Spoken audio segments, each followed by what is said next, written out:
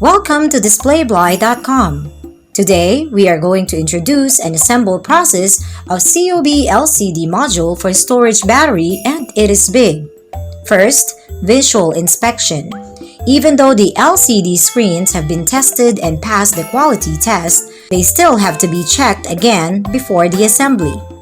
Second, remove double-sided release paper and assemble the LED backlight into the PCB. Third, turn on the LED backlight and check if there is any problem. Clean it if there is any dust. Fourth, solder the pins of the LED backlight onto the PCB with tin.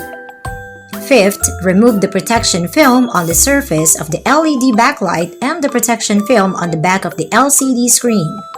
Install the LCD into the holes of the PCB. Sixth, solder the pins of the LCD onto the PCB with tin. Seventh, brush extra tin with industrial alcohol. 8. Final testing. Check if there is any fault. Last step is also visual inspection before packing.